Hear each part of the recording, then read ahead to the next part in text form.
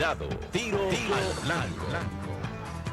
A partir de lo que pasa aquí en República Dominicana y en otros países, donde la situación se torna en cierta medida dramática, es válido entonces hacer las comparaciones con otros países que están manejando mucho mejor la situación. Por ejemplo, el caso de Venezuela, de la vilipendiada Venezuela bolivariana chavista. Bueno, aquí presentaban a Venezuela con la gente sacando comida del zafacón. El desastre.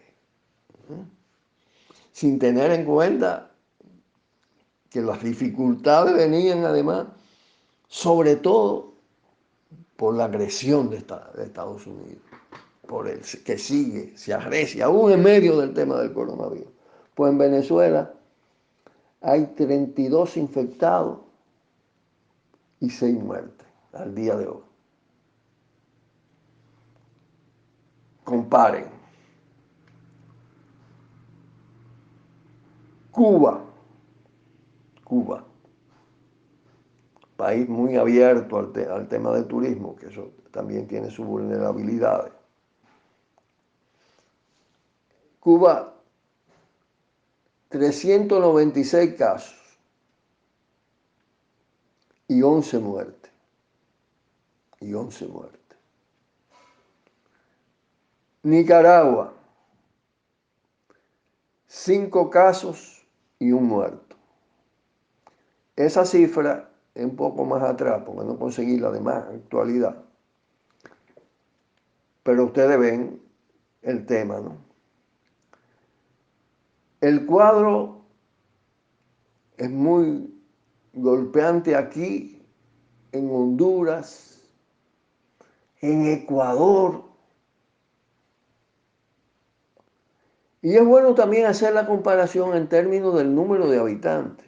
México tiene 125 millones de habitantes. No lo había mencionado. Tiene 2.439 casos. Va ahí con República Dominicana. Y 125 muertos.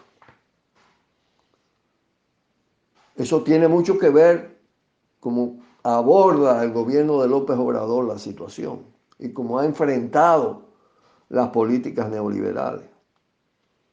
En Venezuela tiene mucho, Venezuela tiene 32 millones de habitantes, 6 muertos.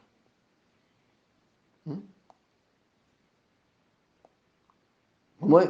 6 muertos, 32 millones de habitantes, 6 muertos. Cuba tiene 11.2 millones,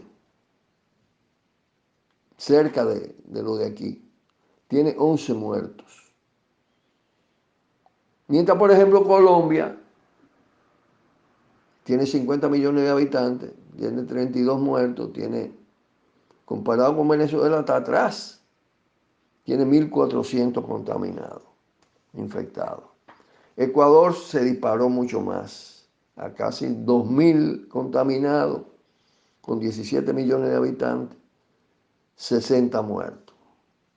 Hago la comparación porque esto guarda mucha relación con lo que me refería en términos de México, pero además con un tanto la tradición en términos de sistema de salud pública, programas sociales. El caso de Venezuela con barrios adentro, las misiones, las comunas, cómo se organiza el pueblo, cómo se crea una fuerza de poder en la sociedad que está actuando, que está garantizando alimentación en medio de esta situación. Cuba por igual, los comités de defensa de la revolución, el poder popular, que es el poder municipal, cómo está organizado, un sistema de salud público fuerte, gratuito. En Venezuela no es tan fuerte porque ahí está todavía el sector privado de la salud, pero sí ha fortalecido mucho. Entonces ahí están las causas del contraste, ¿no? Del contraste. Y hay que mencionar también, en términos comparativos, lo que pasa en las llamadas grandes potencias. Estados Unidos, el cuadro es desastroso, porque los niveles de empobrecimiento a lo interno y la medicina como negocio a ese monstruo lo ha hecho muy vulnerable. Y pasó con Italia, séptima potencia del mundo. Y estaba pasando con Alemania y con Francia y en España el cuadro es terrible. Está casi con el récord de muertes. Y eso tiene que ver con las privatizaciones, eso tiene que ver con el desmonte del sistema público de salud, con todo el desmonte de las conquistas obrales, con las políticas neoliberales. Hay una relación donde hay alguna orientación socializante, las cosas pueden resultar mejores frente a este tema. Y se evidencia también entre los propios países capitalistas. Se evidencia también en la manera como China abordó el tema.